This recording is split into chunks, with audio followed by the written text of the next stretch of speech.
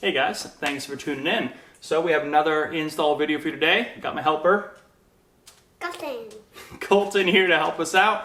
Would you mind turning the fireplace on? Yeah. This is the gas fireplace behind me. Whoa, that's magic. As you can see, you flip the switch, fireplace comes on, right? Yep. Fed by natural gas. You flip the switch off. This switch right here. Yeah, look, it's off now, right? Now you're gonna want this off for the install, let the temperature cool down. Now, what did you not hear was any kind of fan. So how this works is a firebox here, and there's another double wall on the outside leading up to the exhaust pipe up here, kind of like a chimney. A black wall. And a black wall right here, a little fake rock wall kind of, right? Yeah. So there's also a vent right here. Now this is a natural flow of heat. So as this heats up, the heat comes out of here, right? Yeah. And it takes a while. Yeah. So what I found, they have this company FireplaceBlowersOnline.com. I'll put links down below for their Amazon store so you can find this exact blower. These are simple plug and play, Yeah. right? Yeah. So you're gonna plug these in, you can install them underneath your fireplace here. When the temperature of the fireplace reaches a certain temperature, around 120 degrees, depending on the model of blower you have, then the fan will kick on depending on what speed you want. They're all variable speeds. And it'll blow air from the back, nice and hot, and out your vent up top. So it's a very cool solution to have where if you want to have a little more heat being pumped out of your fireplace here and use the optimum amount of heat you have from a gas fireplace, this is the way to go. So let's open it up, shall we? Yeah. This is a GFK-160 by FireplaceBlowersOnline.com. You will need to check out their website first once you figure out your model number of your fireplace in order to pick out which type of model of blower you need. And you can go head over to Amazon with links down below and you can find the blower, pick it up. They're all pretty much on Prime as well, which is great to see. Made in the USA. Very nicely packaged. You have their own box. It comes in an Amazon box as well. Nice and padded around.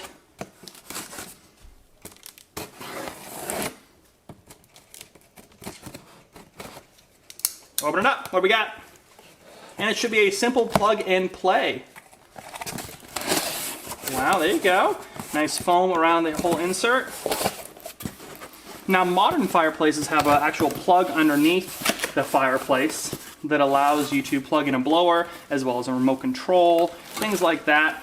What we got here, bud? Instructions. Like a little cap there. Oh, and it's some foam. There you go. So, blower here. Here is the blower all ready to go. You have your heat sensor right here. You have your variable knob fan speed right here, and you have a plug with an adapter depending on what kind of a plug you have underneath your fireplace.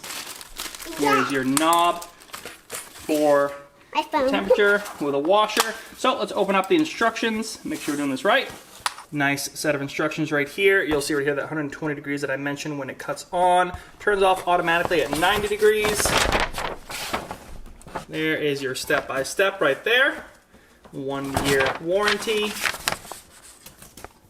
So let's dive in. There's a lock nut that comes on this control valve right here. It goes down there, and then you have your actual valve knob right here that goes on like so. Full, click to off. Now what's cool about this unit in particular is it is all fully assembled. All the wires already have connections to each other. We need to go, again, heat sensor, variable control knob, power, and then the blower itself is going to go all the way to the back wall of this fireplace. And you'll have this on the bottom stuck there to sense the heat. Knob here has some 3M tape on the bottom here. Be sticking it down, and then you have your power plug, which is going to go into the receptacle. But if you don't have a receptacle for this, there's instructions that walk you step by step through where these wires need to go to get the power for this fan. And of course, depending on the model of fan you have, to match with the model of the fireplace you have, they'll make sure they hook you guys up to get this ready to go and working properly. Plus, you can always call the line. They have a phone number they can pick right up or call you back after you leave a voicemail, and they'll help you with any questions you have. So to take off this front screen here that's on a lot of gas fireplaces, you just grab on the bottom and the top, lift up about 1/2 inch and out.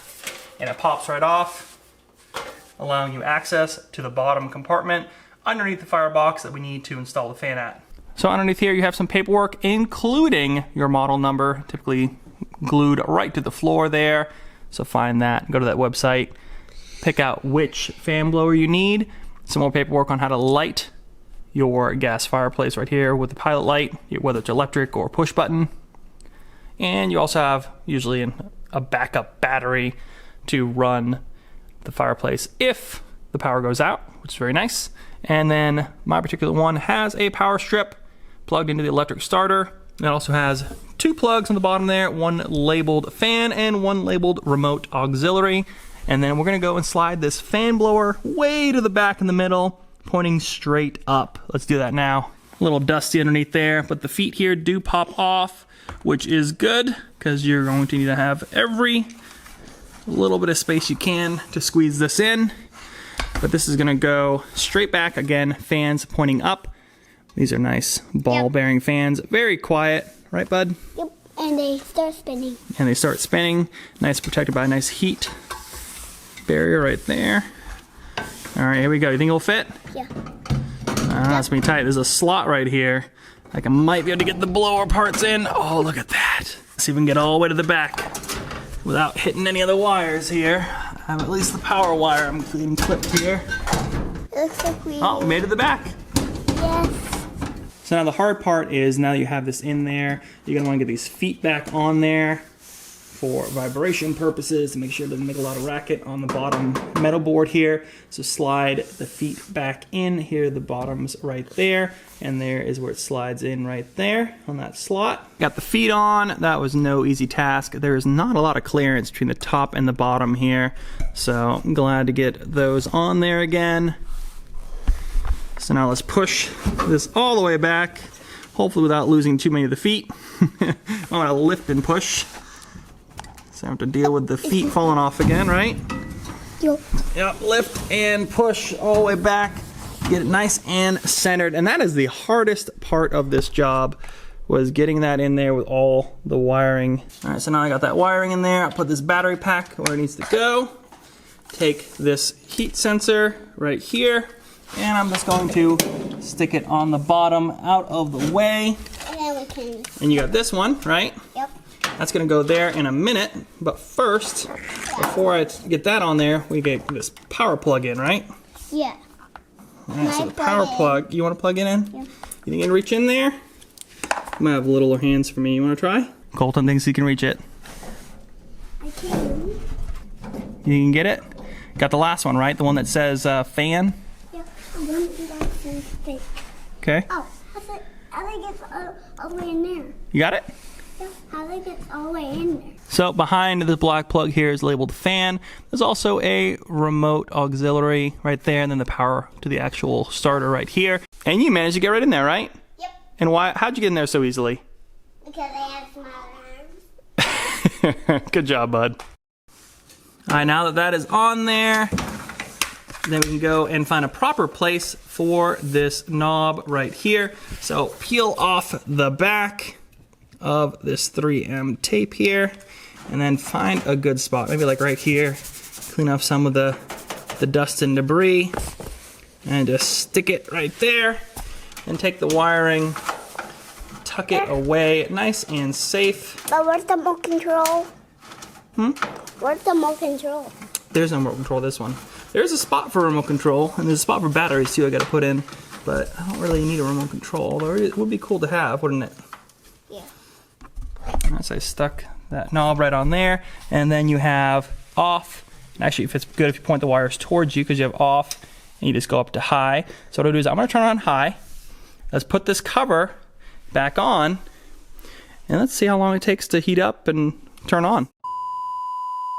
So after waiting about 45 minutes and it not kicking on, I realized that it doesn't get as hot right on the bottom of the firebox as much as it does on that back wall, actually on the back far right, just on the inside of the firebox, in between that gap there, that air gap. It's a little bit too cold on the outside wall. Inside wall is perfect, and it's far enough away from that blower where it's not going to be blowing constantly, even hitting any of the wiring or the sensor. So I'm going to wrap this up for you guys. I wanted to show you, I did take the screen off. I did take the heat gun and tried to kind of fish around to see where the hottest point is. And the firebox on the inside here, you see it's kind of raised, which leads me to believe that's why it doesn't get super hot on the actual bottom. I don't know if that's a new design or something particular to this. So just heads up, I think the hottest spot's going to be on the back wall. You can kind of see through there, just on the back inside wall.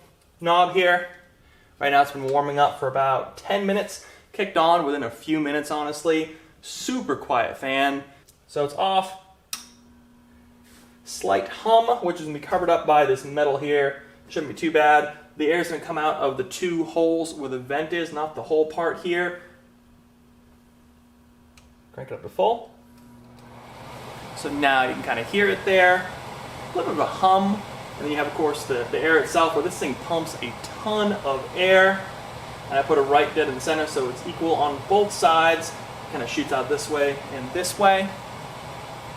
Probably going to keep it, honestly, at low, because what I want to do is I want this to kick on and just kind of help the air. I don't really want to hear a real rushing noise or any kind of thing like that. What I want to do is just kind of help the air push away from the firebox. So I'll probably just keep it on low, and then I'll go ahead and put the screen back on. I think we'll be good to go. I think it's in a good spot, safe away from any of the real hot right here. There's a couple of metal pieces on the bottom of the box. You do not want to put that sensor on.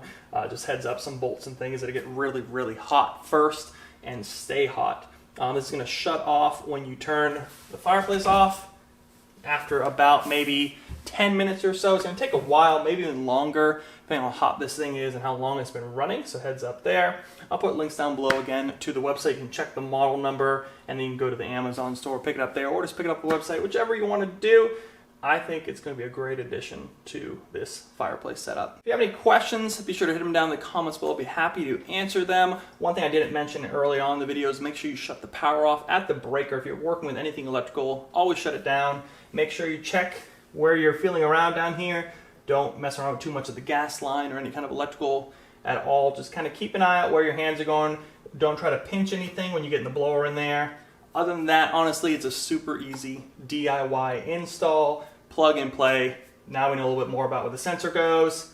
Should not be a problem at all. So thanks so much for watching. As always, subscribe to the channel, hit that thumbs up. It really helps me out. Head on over to Instagram, follow me there, like us on Facebook for all the latest and greatest deals on the internet, and I'll see you guys in the next review.